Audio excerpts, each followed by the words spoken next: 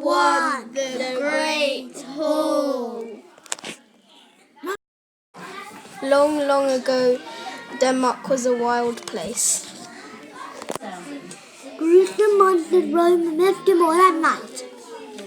They howled and growled and shrieked and snarled.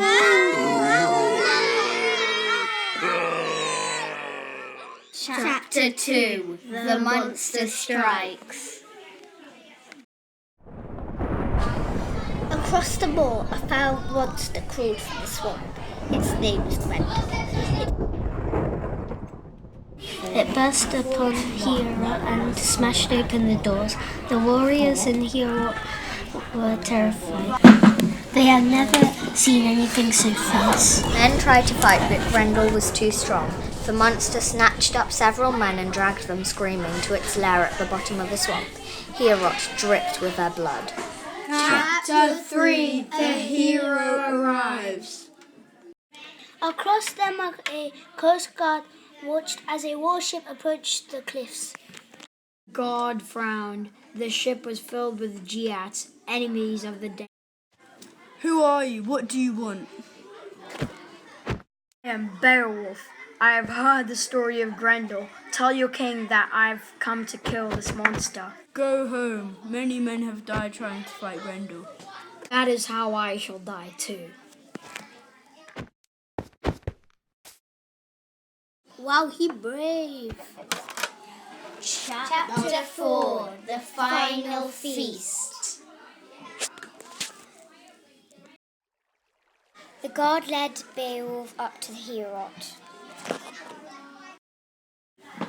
The Geats were stunned by the hall's beauty. Beowulf handed the guard his sword. Take my weapon so your king knows that I've come as a friend. You'll need it again by nightfall. That's when the Grendel comes. King Hrothgar sat inside. His face was lined with grief, but he managed to smile to greet the Geats. You have come far to a wild place. We have come to kill your monster.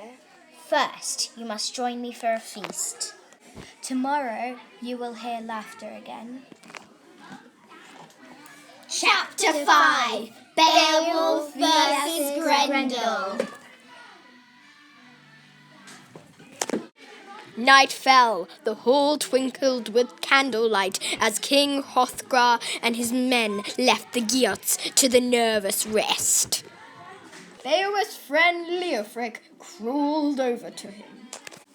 Beowulf, where is your sword? I gave it to the guard outside. Grendel fights with bare hands, so I will too. Don't worry, Leofric. We will kill this monster. Outside on the moors, one of the swamps bubbled. Grendel rose. The beast stomped towards Heorot, dripping with slime and hungry for blood. Grendel tore open the doors and glared inside. All of the Geats lay fast asleep. Grendel reached for Leofric and Beowulf pounced, grasping the monster's arm. Grendel riffed and thrashed, but Beowulf would not let go. Grendel swiped and slashed, but Beowulf would not let go. The hall shuddered, benches shattered, but still Beowulf refused to let go. He tugged the monster's arm and tore it from his body.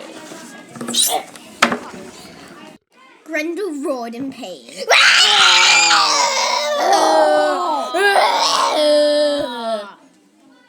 The monster smashed out of the hall. He charged into the night, staggering across the moor. The next day, Heorot shook with laughter. King Hrothgar hosted a huge feast and rewarded the Geats with golden treasures. But even as they celebrated Beowulf's victory, something else was stirring out on the moors.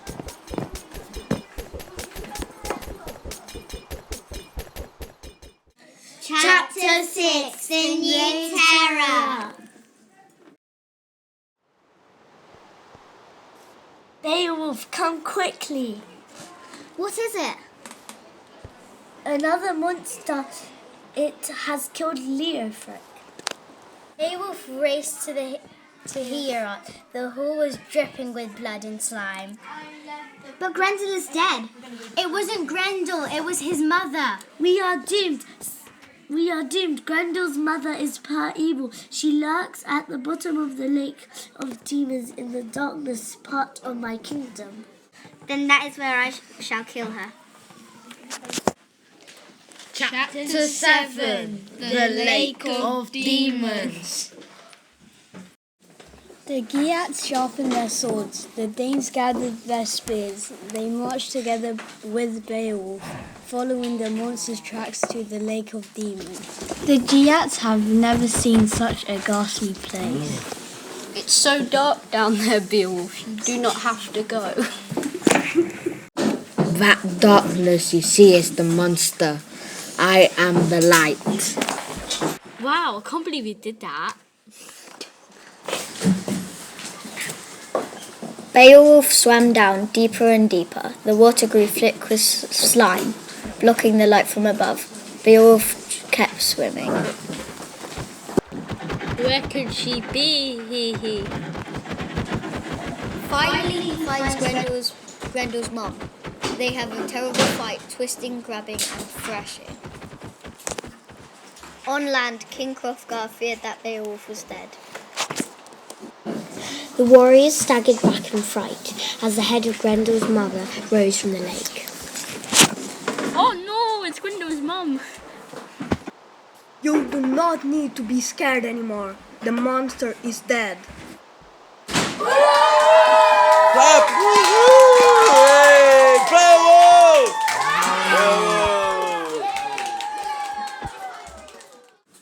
Beowulf marched with the warriors back to Heorot. The men cheered and joked as dawn blazed across the sky. The great hall looked more beautiful than ever. Its golden roof sparkled in the sun. Beowulf! Beowulf!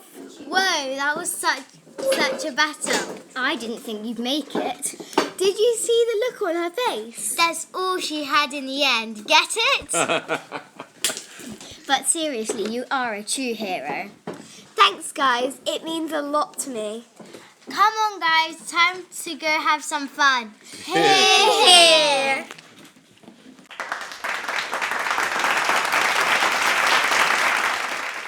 Chapter 8. King Beowulf.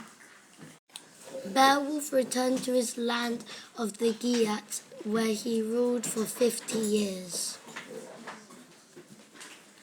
He led warriors into battle against fierce beasts and savage monsters. All of his enemies feared him. Beowulf grew old and tired of fighting. He dreamed of peace, but there was one last monster left to fight. Across Beowulf's kingdom, villagers lived in fear of a terrible dragon. At night, the beast swooped over their roofs. Fire roared from its mouth. Houses burned. People ran screaming in the streets. Run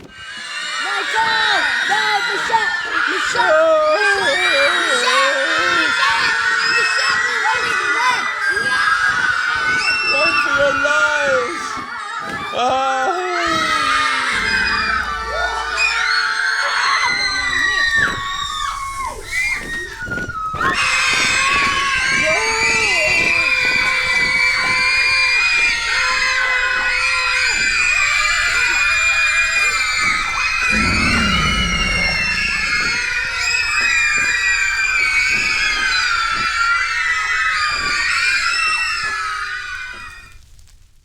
Beowulf rode to a village near the dragon's lair where he gathered his warriors in a huge hall.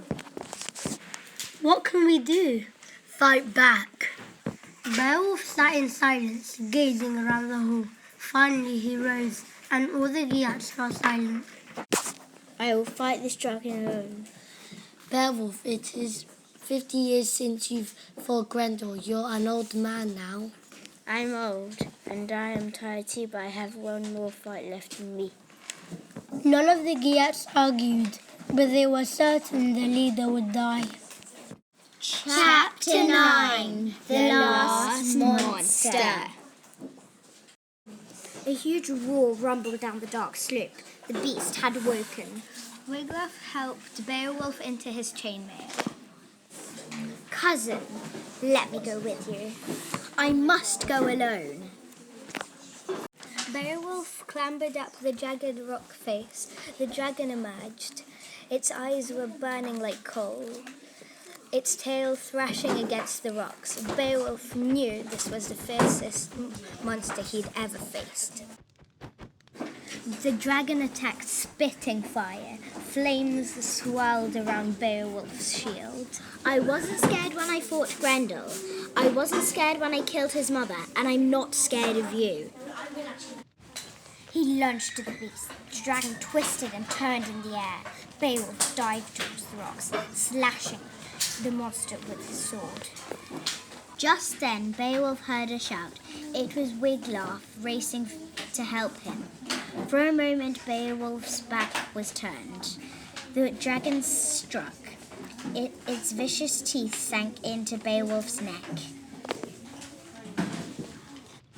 Beowulf slumped to his knees, blood gushing from his wound. Just as the dragon pounced again, Beowulf lashed out, plunging his sword into the beast's side. The dragon roared in pain. It writhed and wailed, and then finally fell dead on the rocks.